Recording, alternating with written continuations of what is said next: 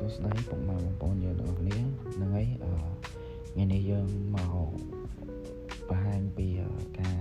លុបមេហ្គាបៃតឬក៏ជីកាបៃនៅក្នុងទូរស័ព្ទរបស់យើងហ្នឹងដោយសារតែទូរស័ព្ទខ្លះគឺពេញ memory អញ្ចឹងយើងអត់អាចថតរូបឬក៏អាច save file ណាមួយបានទេអញ្ចឹងយើងត្រូវតែលុបឯកសារចាស់ៗឬក៏ app ឬក៏រូបថតវីដេអូនៅក្នុងទូរស័ព្ទយើងខ្លះដើម្បីថតបានឬក៏ដើម្បី save file អីនៅក្នុងទូរស័ព្ទ CV អីធម្មតាអញ្ចឹងអ្នកទាំងអស់គ្នាជាដំបូងអ្នកទាំងអស់គ្នាចុចមកកាន់ setting មកអូខេមកដល់កន្លែងនេះអ្នកទាំងអស់គ្នាឃើញពាក្យថា general នេះយើងចុចពាក្យថា general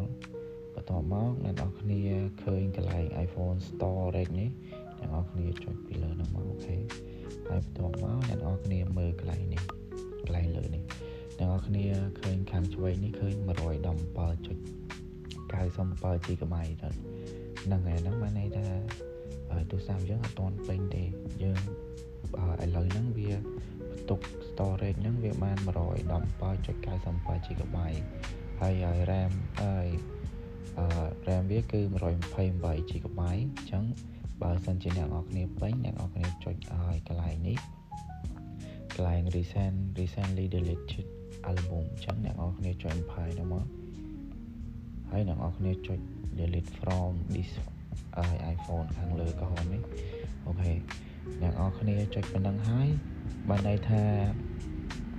វីដេអូឬក៏រូបភាពដែលអ្នកនរគ្នាលុបហ្នឹងវានឹងលុបចេញអូតូពី gallery អ្នកនរគ្នាអញ្ចឹងអ្នកនរគ្នាអ៊ុំមកក្រោមទៀតអ្នកនរគ្នាឃើញកន្លែង app នេះអញ្ចឹងអ្នកនរគ្នាមើលកន្លែង photo មិនឃើញវាលោតមក24អញ្ចឹងកន្លែងនេះគេដាក់ឲ្យYT Studio នេះគឺ 9.2 GB អញ្ចឹងបើសិនជាអ្នកនរគ្នាចង់លុបអាហ្នឹងចង់លុប GB ហ្នឹងចេញអ្នកនរគ្នាចុច upload app អញ្ចឹងបានន័យថាពេលដែលអ្នកនរគ្នា upload app ហើយអ្នកនរគ្នា restore មកវិញគឺវានឹងបាត់GB នៅក្នុងទូរស័ព្ទរបស់អ្នកនរគ្នាជាមួយខ្ញុំឧទាហរណ៍មួយខ្ញុំឧទាហរណ៍ថា CapCut នេះចុះខ្ញុំចុចពីលើ CapCut ហ្នឹងអូខេអានេះគេដាក់បានន័យថា document and data អញ្ចឹងបានន័យថាវីដេអូឬក៏រូបភាពនៅក្នុង CapCut ហ្នឹងហើយនឹងdata network ដែលយើងប្រើនៅក្នុង CapCut ហ្នឹងវាស្មើនឹង 2.2 GB អញ្ចឹងអ្នកនរគ្នាចុច upload app មកអូខេយើងចុចប៉ុណ្ណឹងមកនៅពេលដែលវា upload app ហើយអ្នកនរគ្នាចុចreinstall app មកវិញមកអូខេចាំតិចដោយសារអ៊ីនធឺណិតយើង slow Wi-Fi យើងតែអញ្ចឹងអ្នកនរគ្នាចូលចាំតិចឥឡូវយើងចេញមកមើលនៅក្រៅក៏បានដែរនេះវាពងដំណើរការឡើងវិញអញ្ចឹងអ្នកនរគ្នាចាំវាពេញមកវានឹងបាត់GB នៅក្នុងទូរស័ព្ទរបស់យើងហើយអញ្ចឹងបើសិនជាអ្នកនរគ្នាចង់លុបកម្មវិធីមួយណាចេញឬក៏ចង់លុបGB នៅក្នុងទូរស័ព្ទរបស់យើងខ្លះអ្នកនរគ្នាអាចធ្វើដូចខ្ញុំបាន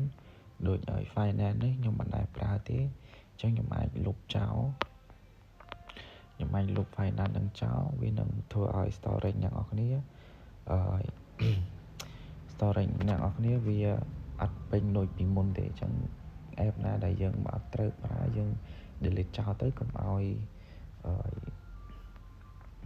វាពេញ storage របស់យើងអញ្ចឹងអ្នកនរគ្នាអាចមើលបានហើយវីដេអូខ្ញុំក៏មានតែប៉ុណ្្នឹងទេសង្ឃឹមថាអ្នកនរគ្នានឹងយល់ហើយនឹងជួយចុច subscribe channel របស់ខ្ញុំមួយផងដើម្បីជាកម្លាំងចិត្តក្នុងការធ្វើវីដេអូបន្តទៀតសូមអរគុណ